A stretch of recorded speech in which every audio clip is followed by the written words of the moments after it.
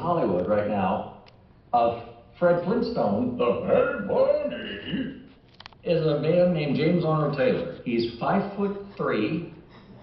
He's about 110 pounds soaking wet, blonde hair, blue-eyed. He looks like Barney Rubble, but he's the guy going, "Hey Fred, hey Barney, let's go to the bowling alley."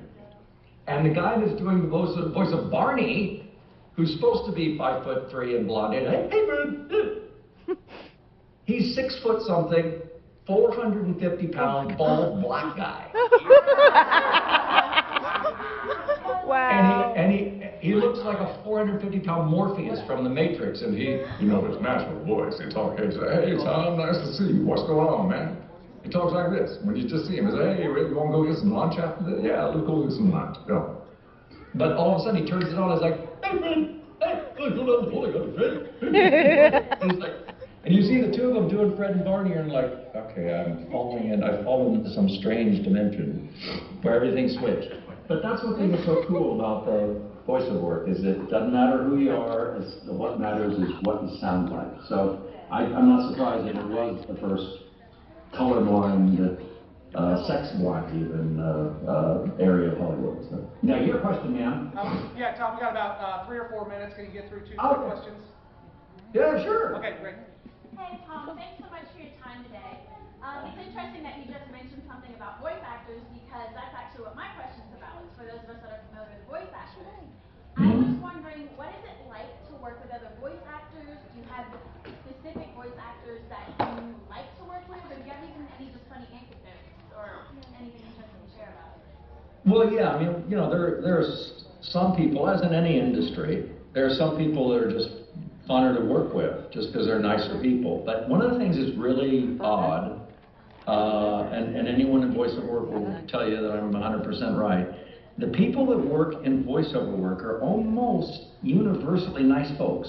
They are, to the last, they're nice people. And I think it's the difference between being on camera and not. There's a difference between the people that really want to be on-camera people, and they have this need to be recognized. They have a need to have people walk up to them in restaurants and say, "Excuse me, aren't you so-and-so?" "Well, I got a second." "Well, can I get your autograph?"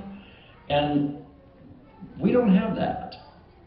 Most of us don't have that desire, otherwise we'd be in on-camera work. Except for some of us, a few of us have like an extra head or something, and that wouldn't work. But yeah, most voiceover people are genuinely nice folks, and we're just wired a little differently. So you won't find many voiceover people that are arrogant or nasty or rude, because honestly, you're easily replaced. I mean, I've met 6 guys who can do Yoda as well as I can. The reason I have it, well, I'm just the one that's been doing it for 18 years, and I'm a nice guy, and they know me, and, so they haven't changed. But I guarantee you, the minute I start being a pain in the ass or a diva or acting like I'm a star, and they better start treating me like one, they'll find another guy that does it who's the way I used to be, a nice guy. Yep. So, you can't do that with, Reese Witherspoon. You can't just replace her, because you might find the exact voice, but you're not going to find the face. So that's why they put up with a lot of silliness from on-camera people that they would never put up with from voiceover people. Because, like I said, I can do, I as a joke sometimes I'll do, I'm doing that chunk of Professor Utonium. I'll add a line of Mojo Jojo, just to complete the sentence. And people go, "Oh, you're Mojo Jojo too?" And I'm like, no, I can just do his voice. But it's a good example, because it's like, I can do Mojo Jojo's voice. And if Roger Jackson turns out to be a psycho killer and he's in prison, they'll probably turn to me or Tom Kenny or someone else and say, "Well, you can do his voice to him." And by the same token, Roger can do a pretty darn good Professor Utonium. So when I go, "That Mojo Jojo was the worst lab assistant I ever had. He was a bad, bad monkey." And then off to my left, I'll hear, "I was not a bad monkey. I was a very good monkey.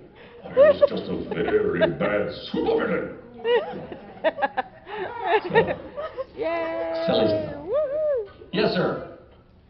Tom, thank you so much for doing this today. We really appreciate it.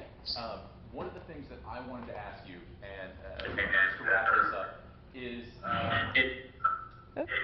Mr. Harriman and Professor Utonium are, man, get it, drink it, man.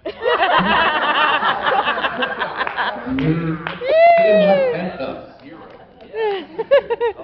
This is not, however, a paid amusement. So, Mr. Harriman and Professor Utonium, two of my absolute favorites. I need to know, what's your process? How did you come up with those two voices? Professor Utonium and Mr. Harriman? Well, Professor Utonium, there was a guy named Gary Owens who unfortunately just died last month. He was a good friend of mine. But he'd been in Hollywood forever. He was, if any of you have seen old reruns of a show called Laugh-In, which was on during the 1960s and early 70s, Gary was the announcer for Laugh-In.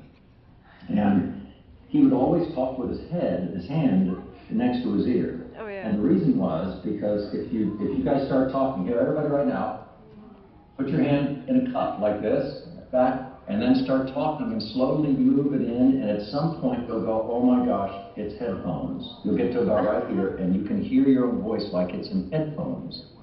Well, before they had headphones, that's what people would do. So if you get it pretty close on, it echoes your voice back into your ear. And if you do that with both, ears, you're wearing a pair of headphones, and it sounds perfect. You're hearing your own voice from the outside and not your own voice from the inside. Well, but Gary couldn't do both ears because he was holding a script. Okay. So